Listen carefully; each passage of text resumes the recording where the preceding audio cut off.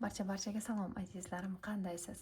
Bugun siz bilan aqlingizdagi inson siz haqingizda nimalarni o'ylayapti, shu haqida ochirim qilamiz. Demak, ikkita variant qilamiz. Chunki har kimning energiyasi turlicha, shuning uchun variant qilishga harakat qilaman ko'proq. Demak, birinchi variantimiz va ikkinchi variantimiz. Aqlingizdagi insonni ko'z oldingizga keltiring. Xohlasangiz ismini aytishingiz mumkin va uning energiyalariga tushishga harakat qilamiz. Demak, intuitsiyangizga tayangan holda bitta variant tanlang. Istasangiz videoni to'xtatib turishingiz mumkin va variant tanlashingiz mumkin. Men esa birinchi variantdan boshlayman. Keling, oldin qanday inson haqida o'yladingiz? Bu qanday inson, shuni ko'ramiz. To'g'ri variant tanlaganingizga amin bo'lishingiz uchun. Aqlingizdagi insonning energiyalari, u qanday inson?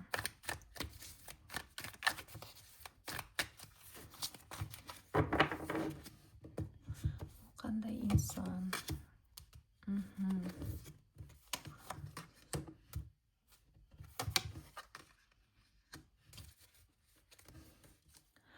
Aqlingizdagi inson oilali bo'lishi mumkin yoki bu sizning turmush o'rtog'ingiz bo'lishi ham mumkin yoki oilasi bor inson haqida ko'rishni xohladingiz bu variantimizda. Biroz beparvoroq inson,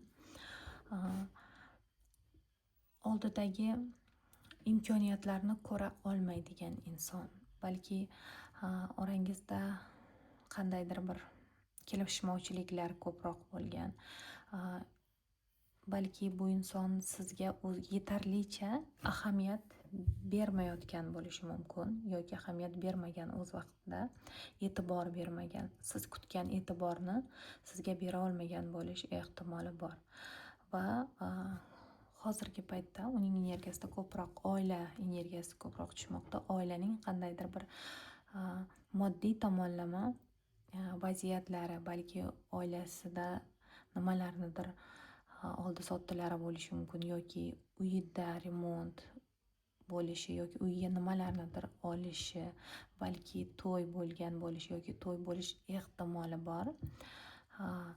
Va bu inson aslida sizga taqdir tomonidan berilgan inson. Sizning hayotingizda qandaydir bir dars bo'lishi kerak bo'lgan inson. Qanday inson? Juda ham bir energiyasi kuchli inson va rashqi ham kuchli, ziqnaligi ham kuchli, yaxshigina manipulyator bo'lishi mumkin. Jahli juda ham tez bo'lgan inson. Haqiqatdan ham bu yerda oilali inson haqida gap ketayapti. Chunki bu insonning 2 marta oila kartasi tushdi, oilasi bor.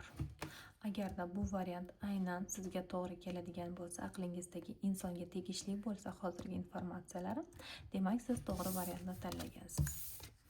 Endi bu inson siz haqingizda nimalarni o'ylaydi? Nimalarni o'ylayapti? Siz haqingizda nimalarni o'ylaydi?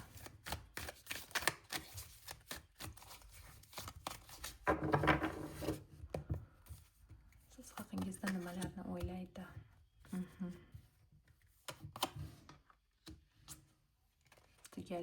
Tugallanish va yana tugallanish.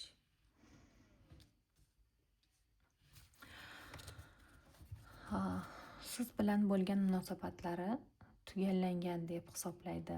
Ya'ni bir etapi tugallangan va bu narsa bunga juda ham og'ir botgan bo'lishi mumkin. Sizga ham juda ham og'ir kelgan bo'lishi mumkin bu ayriliq, agarda ayrilgan bo'lsangiz, chunki bu yerda ayrilganlar ko'proq bor. Va siz balki bu insondan ketdingiz, bu munosabatlardan uzoqlashdingiz. Ko'ryapsizmi? Qiz ketyapti orqa tomonga qarab, ammo xayolingizda juda ham ko'plab fikrlar bor. Ko'proq muammoli vaziyatlarga duch keldingiz balki bu inson bilan va siz haqingizdagi o'ylari doim tortishuv qilishingiz haqida o'ylaydi, doim raqobat. Ya'ni u bilan sizda xuddi bir raqobatdoshdek bo'lgansiz. Juda ham ko'p bahs munozara, kelishmovchiliklar bo'lgan bo'lishi mumkin. Siz haqingizdagi o'ylari. Ammo u sizni hayotining quyoshidek ko'rgan, juda ham pozitiv inson sifatida ko'rgan va hayotiga qandaydir bir ma'no olib keldingiz.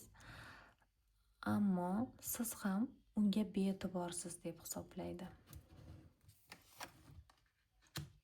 Ammo uning orzularining, niyatlarining bir qismisiz va sizga nisbatan tuyg'ulari ham kuchli. Bir qismingiz uchun bu inson tog' echkisi, buzoq yoki sumbula bo'lishi mumkin, yoki og'irroq inson, og'ir bosiq inson, balki qandaydir bir o'zining biznesiga ega yoki biron bir yuqoriroq lavozimlarda ishlashi mumkin, yoki juda ham ishini yoqtiradigan, ish va oila o'rtasida doimo ishni tanlaydigan, ko'proq vaqtini ishiga ajratadigan inson. Siz haqingizdagi fikrlari sizni juda ham bir rashqchi ayol sifatida ko'radi. Xuddi balki siz bu insonga o'zingizning biron bir narsangiz sifatida qaragandek qizg'ongansiz. Va sizni xuddi olov kabi juda ham bir jozibador ayol sifatida biladi. Juda ham jozibali, boshqalarni o'ziga rom qila oladigan ayol deb o'ylaydi. Haqingizdagi fikrlari sizni hozirgi paytda baxtli ayol sifatida ko'radi. Balki farzandlaringiz bor. Farzandlari bilan baxtli, oilasi bilan baxtli, mansiz ham hayotida baxtli va u bu munosabatlarda g'alabaga erishgan tomon siz deb hisoblaydi. Yana bitta karta olamiz. Va siz undan ketdingiz deb o'ylaydi. Chunki bu yerda 2 marta ketish kartasi tushdi. Munosabatlardan ketdingiz, undan siz uzoqlashdingiz deb hisoblaydi. Demak, bu birinchi variantimiz edi. Ana endi ikkinchi variantimiz. Ikkinchi variantni tanlaganlar, aqlingizdagi inson qanday inson, uning energiyalari.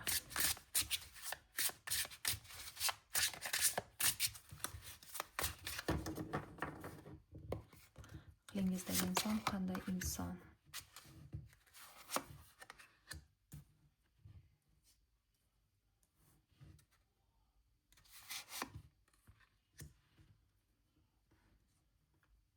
Ikkinchi variantni tanlaganlar uchun ham bu inson oilasi bo'lishi mumkin, farzandi bo'lishi mumkin, yoki sizning oilangiz bo'lishi ham ehtimoli bor. Ya'ni siz bu inson bilan turmush qurgan bo'lishingiz mumkin, chunki oilali inson kartasi tushmoqda, farzandi ham bor. Va bu inson doim reja asosida ish qiladigan inson, balki oralaringizda qandaydir bir masofa bo'lishi mumkin. Ya'ni sizdan uzoqdagi inson. Qanday inson?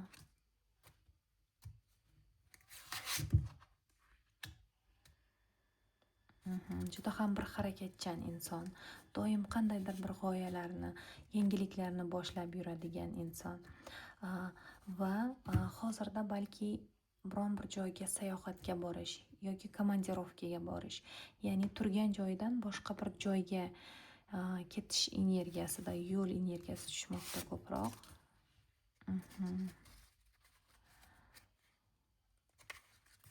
Bu insonning ayoli bor. Agarda sizning burjingiz tog' echkisi, sumbula yoki buzoq bo'ladigan bo'lsa, yoki siz oilali turmush qurgan bo'lsangiz, ya'ni turmushga chiqqan ayol bo'lsangiz, ajrashgan bo'lsangiz ham hayotingiz davomida turmush qurgan ayol bo'lsangiz, bu munosabatlaringiz tugagan bu inson bilan. Shu haqida o'ylaydi. Ya'ni bu insonning qandaydir bir koroleva pentakli bilan munosabatlari tugagan. Yoki siz bo'lmasangiz, aytib o'tgan burjlarimdagi ayol. Ana endi Agarda bu informatsiyalar aynan sizning aqlingizdagi insoningizga tegishli bo'lsa, demak siz to'g'ri variant tanlagansiz. Endi bu inson siz haqingizda nimalarni o'ylaydi?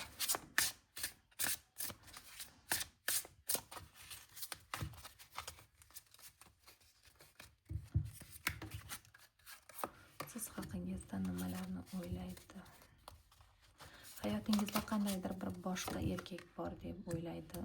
Ha, ikkita erkak tushdi bu yerda. Даже 3 ta. Balki siz dastlab aytib o'tganimdek juda ham bir jozibali inson bo'lganingiz uchun sizning hayotingizda boshqa erkaklar ham bor deb hisoblaydi yoki uning raqiblari bor. Siz hayotingizga kirgizmagan bo'lsangiz ham undan tashqari boshqa erkaklar ham sizga qaraydi deb hisoblaydi. Va siz bu insonga taqdir tomonidan berilgan insonsiz deb o'ylaydi.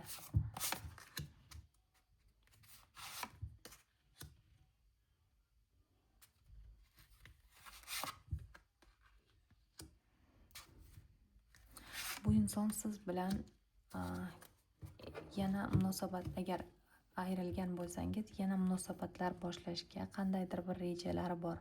Ammo qo'rqadiki, bu munosabatlar boshlansa, davom ettirilsa, qalbimga jarohat yetkaziladi deb hisoblaydi, qo'rquvlari bor. Yoki boshqalar aralashishi mumkin deb o'ylaydi. Boshqa bir uchinchi faktorlar. Balki bu uchinchi faktor insonlar ham bo'lishi mumkin. Keling shu uchinchi faktorga karta tashlab ko'ramiz. Uchinchi faktor nima?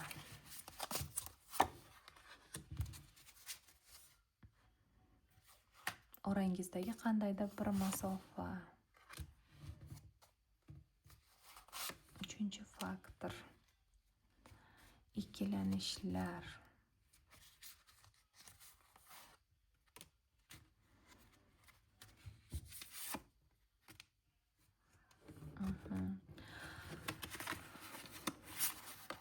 Munosabatlaringizda balki farzandlar bilan bog'liq, balki oilaviy qandaydir bir muhit bilan bog'liq, balki qarashlaringiz bir-biringizga to'g'ri kelmadi yoki to'g'ri kelmaydi hozir ham.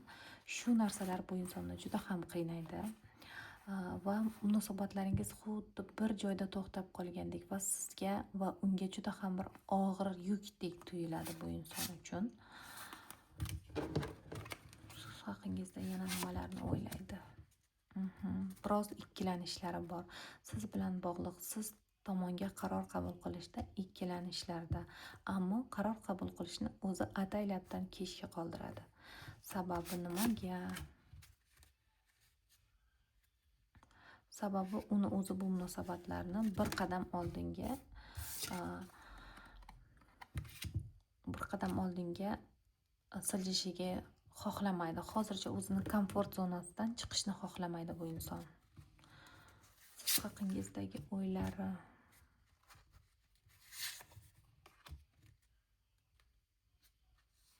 Ammo bu inson sizni juda ham bo'ysundirishni xohlaydi. Balki siz bu insonning har bir gapiga kirmaysiz, ya'ni uni aytganini qilmasligingiz mumkin.